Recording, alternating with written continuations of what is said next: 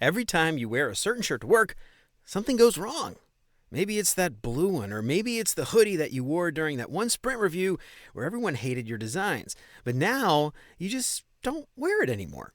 Or maybe it's the opposite. You had a breakthrough insight in a particular coffee shop once, so now you go back to that same coffee shop every time you need to think. Now, we laugh at this stuff as silly superstition, right? But that same wiring that connects our unlucky shirt to a bad day is also connecting dots in our team meetings, in our retrospectives, in the way we evaluate people's performance, in the way our team makes product decisions. And when it's not a shirt, when it's a person or a process or a feature, nobody is laughing. If any of this sounds familiar, stick around, because this week we're digging into illusory correlation. That's the bias that turns coincidence into conviction and makes your brain see patterns that aren't actually there.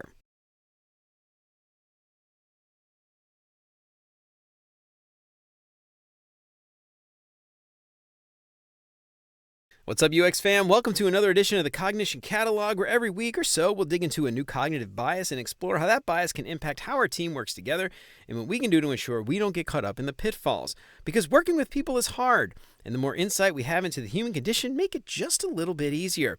To learn more about illusory correlation, you can find more resources at cognitioncatalog.com and click the little bell down there so you get notified when a new episode drops, so you never have to worry about falling for any of these cognitive biases again. And shout out to this week's sponsor, Mobbin. If your team is tired of reinventing the wheel every time a new project kicks off, Mobbin gives you access to over 600,000 beautifully designed UI screens and user flows, all searchable with AI. It's the kind of tool that makes the whole team faster, not just you. Visit mobbin.com/beyondux to get 20% off Mobbin Pro and see why more design teams are making it a company-wide staple in 2026. And as always, thanks so much to Chris, Siraquan, Stacy, Radu, Megan, Andrew, John, Mark, Kevin, Jason, Michelle, Marty, Tino, Adina, and Zoe for all their support. And for more information on how you can support the show and help more people find out about what we're doing, make sure to check out beyonduxdesign.com/support. And of course, if you think the show is worth sharing, then I would love it if you told some friends. So there was a stretch in a previous role where I was convinced one of our engineering leads did not like my design team. And it started small, we'd share design specs and he'd push back. We'd share research findings, he'd push back. We'd share a prototype that we thought knocked it out the park, he'd push back. And we get constant grilling about edge cases, whether or not we had considered every possible error state. He had concerns about feasibility. He always wanted to revisit decisions that we thought were locked down weeks ago. And at first I tried to assume positive intent, but eventually I snapped and I started to craft this whole story around how much he didn't like me or my team. A story about how he was resistant to design, or how he didn't trust the design team, how he thought UX was just a total waste of time. And then something weird happened. We were in a retro, and our PM praised him for how thorough he was, how he caught things that nobody else caught, how he asked hard questions of everybody, not just the design team. He grilled stakeholders on business metrics when the rationale felt thin. He pushed back on product requirements that hadn't been fully thought through. He challenged engineering estimates when the scope didn't add up.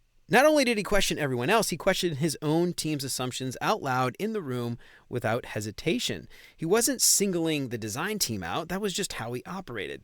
He wasn't resistant to design. He was just rigorous about everything. But I'd connected two things that happened to show up together: his skepticism and my team's work. And my brain decided that they were linked. I saw friction and my brain needed a reason for it, so my brain invented a reason. And that's what illusory correlation does. And you see this everywhere once you start to look for it. A designer hears one furious research participant and walks away thinking users hate this. A product manager watches one launch succeed after a marketing push and decides that marketing drives adoption. Never mind the 4 launches where that didn't work. The sales team swears that a difficult client is always difficult, forgetting every smooth call in between. Now, some of these patterns are real, but a lot of them are just a few memorable moments wearing the costume of a trend. And the tricky thing is that once this belief is in place, it kind of runs itself. The pattern gets stronger in our heads while staying exactly as make-believe as it started. So what is the illusory correlation? Well, we tend to see relationships between things that aren't actually related. When 2 events happen close together once or twice, our brains quietly file them away as connected, even when the link is pure coincidence.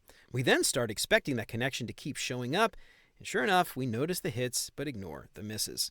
The term illusory correlation was coined by psychologist Loren J. Chapman in 1967, but the concept itself is easier to understand than the complex and hard to pronounce name suggests. Chapman noticed something strange happening inside clinical psychology. Trained professionals were reporting connections between patients' behavior on projective tests and their diagnosis. Projective tests are things like Rorschach and inkblot tests. Now, these were connections that statistically didn't actually exist. In one of the most cited early experiments, Chapman and his wife and colleague John Chapman asked clinical psychologists to review drawings made by patients as part of a draw a person test. Some clinicians reported seeing a strong link between patients who drew people with large eyes and those diagnosed with paranoia. And when the researchers analyzed the actual data, no link existed. The clinicians had completely invented the pattern. Now, what explains that? Well, two things mostly. First, our brains are wired to notice what's unusual. When something rare or distinctive happens at the same time as something else rare or distinctive, it feels significance. It's as if there must be a reason for it. This is sometimes called the distinctiveness effect. That co-occurrence grabs our attention in ways that hundreds of unremarkable pairings never would. Second, we tend to remember the hits and forget the misses. Once we form a belief that two things are connected, we unconsciously start cataloging the moments that confirm it. But all those times that didn't fit, we conveniently let those times slip by. In 1976, David Hamilton and Robert Gifford took this research a step further. They ran a series of experiments showing participants descriptions of behaviors attributed to two fictional groups. One group was a larger set, and the other group was a smaller set. Now, the ratio of positive to negative behaviors was identical across both groups, but because negative behaviors were rare overall, and the smaller group was already less common, participants consistently overestimated how often the smaller group behaved negatively. The two rare things got mentally linked, even though the data showed no actual difference. Now, this is worth taking a second to think about. Hamilton and Gifford did not find that the bias was driven by prejudice or conscious intention. Instead, it came from the way human memory processes frequency and importance. Rare things get stored differently because they feel more important. And then when two rare things show up together, the brain files those away as connected. The famous duo Daniel Kahneman and Amos Tversky's work in the 1970s on cognitive heuristics added another interesting layer here. Their research on the availability heuristic, and that's the idea that we judge probability based on how easily examples come to mind, it helps explain why illusory correlations stick. The co-occurrence that felt notable is the one that we can recall most easily, which makes it seem more common and more meaningful than it really is. The result is a human brain that's constantly connecting dots, even when those dots belong to completely different pictures. Now, illusory correlation is the bias most likely to send product teams in the wrong direction without anybody even noticing. And that's because it can feel like insight. It can sound like signal, but it's almost always built on a handful of vivid cases plus the human brain's urge to connect the two. Now, start with how teams read their own metrics. A feature ships on Monday, weekly active users tick up on Wednesday, and by Thursday, the team starts referring to the launch as a win. But marketing ran a campaign on Tuesday, maybe a competitor's website was down on Wednesday, and traffic always lifts midweek. Now, the launch is the most available explanation, so it gets the credit. Future roadmap arguments now lean on a casual claim that the data never supported to begin with. A/B testing makes the problem mechanical. Ron Kohavi, who ran experimentation at Microsoft and Amazon and basically wrote the book on A/B testing, has found that roughly 1 in 4 quote-unquote statistically significant winners at big tech companies fails to replicate. Teams who peak early or run underpowered tests or try too many variants without correction, they will see patterns that are pure noise. That dashboard of data looks convincing because of the clustering illusion. That's random data's tendency to clump together in ways that look meaningful. And if you want to go deeper on that one, we've got a whole episode on it. But the short version is that clustering looks identical to real signal until you actually check the math. Illusory correlation also distorts how teams think about people. 3 angry support tickets from healthcare customers, and suddenly enterprise healthcare is a tough segment, becomes received wisdom. There's countless other satisfied healthcare customers that don't generate tickets, so they don't enter the team's mental sample. And that's Hamilton Gifford's findings in production. Rare group plus rare event encoded with too much weight, hardening into a stereotype that drives prioritization. A user research gets the same treatment. 6 interviews with power users, 2 of them mention a keyboard shortcut, and a persona narrative crystallizes. And from there, every quote that fits the story gets remembered. Quotes that contradict it slip out of the synthesis deck entirely, and nobody ever hears about it. The Chapman showed that this happens even when the underlying pairings are random, so it will definitely happen when the sample size is only 6. Engineering teams build their own folk correlations too. The Tuesday curse, the intern who broke prod, the exec demo that always triggers an outage. 2 distinct events occur concurrently, the team encodes a vivid memory, and superstition becomes a working assumption that shapes deploy schedules, code review intensity, and how junior engineers get treated. The team dynamic damage compounds. Decisions feel data-driven because someone can name a specific anecdote. Disagreement gets framed as not paying attention to what's obvious. Quiet skeptics who ask for the base rate get labeled as obstructionists. The team loses calibration without losing confidence, which is the worst possible combination they could have. This doesn't mean that we just need more data. It means we need better contingency thinking. Asking questions like how often does the outcome happen when the suspected cause is absent? How often does the suspected cause happen with no outcome at all? Without that habit, teams will keep mistaking pattern recognition for understanding. The fix here is not to distrust every observation, it's to ask a boring but powerful question before acting on a perceived pattern. And that is, how often did the thing happen without the other thing? And that's the data point illusory correlation conveniently forgets. So what do we actually do about it? Well, here are a few places that you can start. First, count the misses, not just the hits. Illusory correlation survives because we remember the times 2 things happened together and we quietly forget the times that they didn't.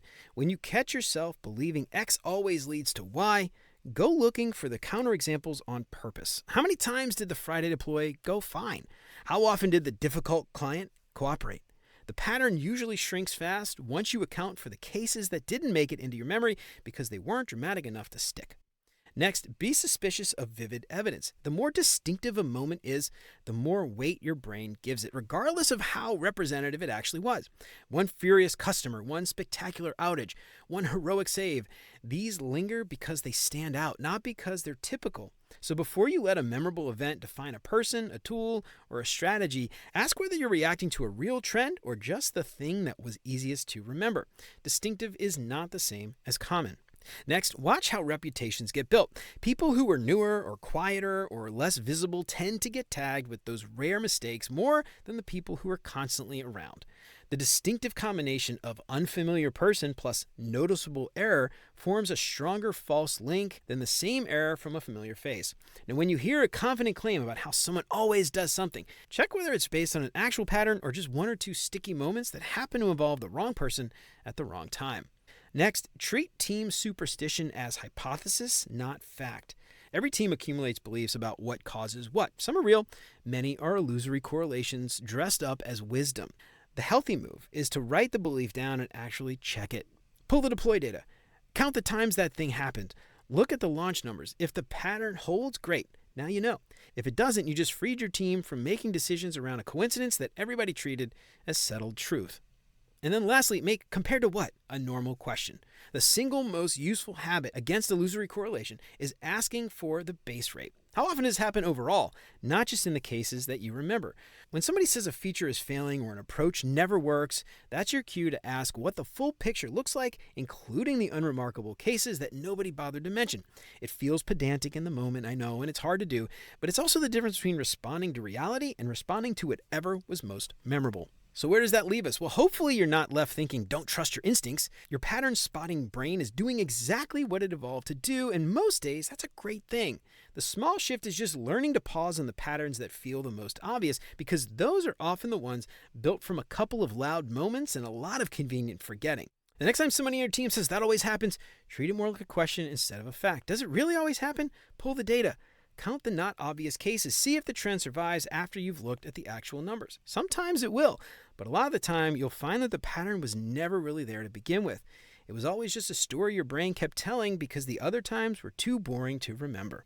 Well, all right, y'all, that's it for the Cognition Catalog for today. I hope we helped to shed a little bit of light on the illusory correlation and how we can avoid some of those pitfalls at work. But I'm curious, have you run into illusory correlation at work before? How did it impact your team? I'd love to hear about it. Let me know what you think on LinkedIn or shoot me an email at hello@beyonduxdesign.com. I'd love to hear from you. To learn more about illusory correlation, you can find more resources at cognitioncatalog.com and click the little bell on there so you get notified when a new episode drops so you never have to worry about falling for any of these cognitive biases again. And if you want to pick up some big, beautiful art prints of some select biases, make sure to check out beyonduxdesign.com/shop. Get free shipping on all orders over $30 and use the promo code YouTube to get 10% off your entire order. And if you have a favorite bias that you want to see in print, let me know. I'd be happy to take requests. And if your team is tired of reinventing the wheel every time a new project kicks off, Mobbin gives you access to over 600,000 beautifully designed UI screens and user flows, all searchable with AI. It's the kind of tool that makes the whole team faster. So visit mobbin.com/beyondux to get 20% off Mobbin Pro and see why more design teams are making it a company-wide staple in 2026.